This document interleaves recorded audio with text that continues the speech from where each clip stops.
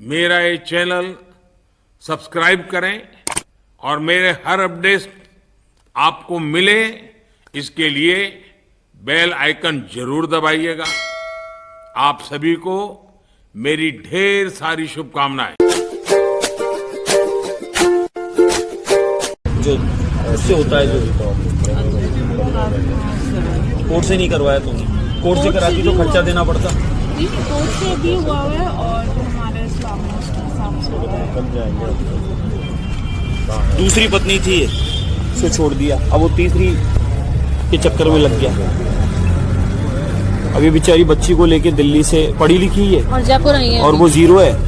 आप दिल्ली से जयपुर आए हो? जयपुर में ही हुई है। अच्छा, अच्छा। अब ये सफर कर रही है, रोज फोन करती है, परेशान है बेचारी।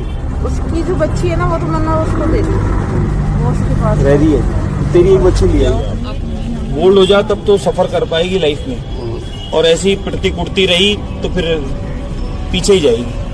भाई यहाँ देखो हो जाए ठीक है, नहीं तो मकसूद भाई के लगवा दूं मैं, उधर ही रह लेगी। मकसूद भाई है हमारे, स्कूल वहाँ हो जाएगा एडमिशन।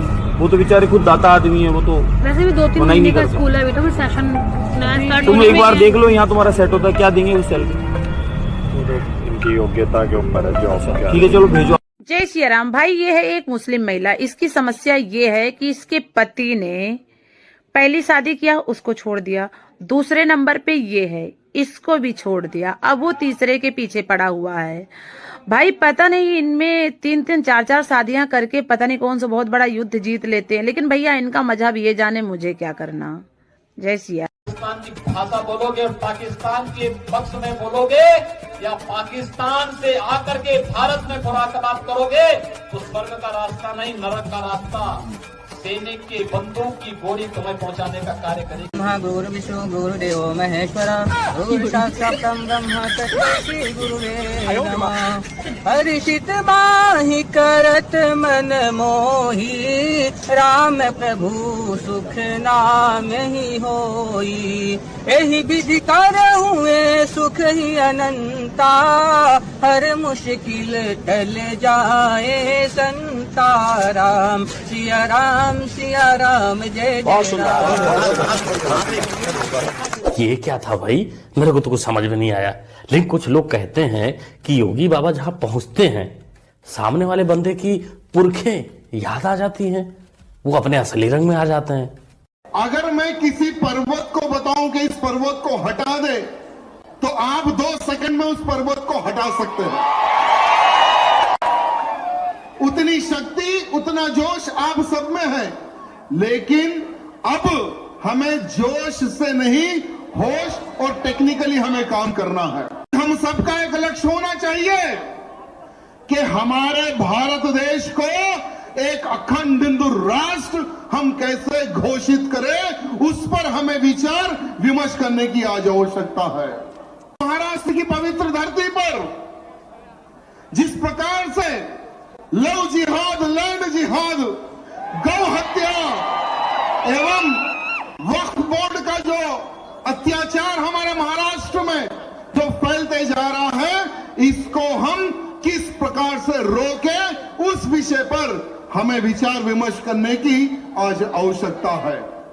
सर, अभी मैंने एक ओबीसी जी को बोलते सुना कि पुरुषोत्तम मर्यादा राम जी के बारे में, कि हम उनका आदर करते हैं, सत्कार करते हैं, सम्मान करते हैं। करना पड़ेगा, इस देश में रहना है तो जय श्री राम बोलना पड़ेगा, क्योंकि इस देश के लोगों ने पिछले कई वर्षों से राम भगवान जी के मंदिर के लिए जो आस्था लगा के बैठी थी, इनके नसीब में नहीं थी। वो जिन्होंने, राम जी ने खुद, ये क्या निश्चिंत करेंगे राम भगवान के मंदिर का और राम भगवान जी के समय का, ये तो भगवान ने खुद हमारे देश के प्रधानमंत्री को चुना है कि जिनके हाथ से ये होना था और इस देश में हुआ है, पूरे विश्व ने वो देखा है। सर, हमारे देश के प्रधानमंत्री जी जैसे जो 10 वर्षों में तारीख भी बताई, मंदिर भी बनाया और भव्य पूरे विश्व में हमारी आस्था को कहीं मरने नहीं दिया, और मंदिर को स्थापित करके मंदिर भगवान के, राम भगवान के मंदिर में उनकी पूजा आस्था भी हुई। मैं, आप सबको पता नहीं है ये वक्फ बोर्ड क्या है? आपको पता है क्या वक्फ बोर्ड क्या है?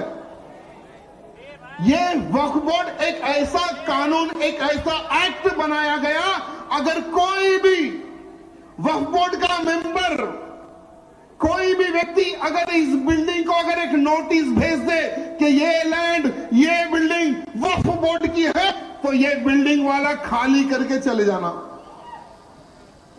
भारत की कोई भी ताकत, कोई भी संविधान, कोई भी कोर्ट इस बिल्डिंग को नहीं बचा सकता। तो हमारे चिच्चा नेहरू जी ने जो भारत के 2 टुकड़े कर जो पाकिस्तान भाग गए मुसलमानों की जमीनों की रक्षा के लिए वक्फ बोर्ड का निर्माण किया गया, एक एक्ट बनाया गया। 1995 में उस एक्ट को इंप्लीमेंट किया गया। और अब की बार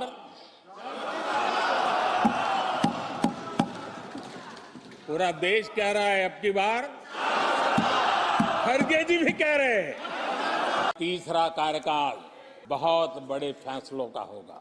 देश को अगले 1000 वर्षों तक समृद्ध और सिद्धि के शिखर पर देखना चाहिए। अगले 1000 वर्षों के लिए एक मजबूत नींव रखनी। कांग्रेस के लोगों ने नया नया मोटर मैकेनिक का काम सीखा है और इसलिए अलाइनमेंट क्या होता है उसका ज्ञान तो हो, लेकिन मैं देख रहा हूं अलायंस का ही अलाइनमेंट बिगड़ गया।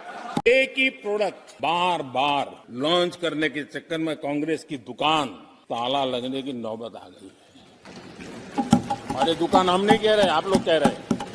आप लोग कहते हैं दुकान खोलिए, सब जगह पे बोलते हैं।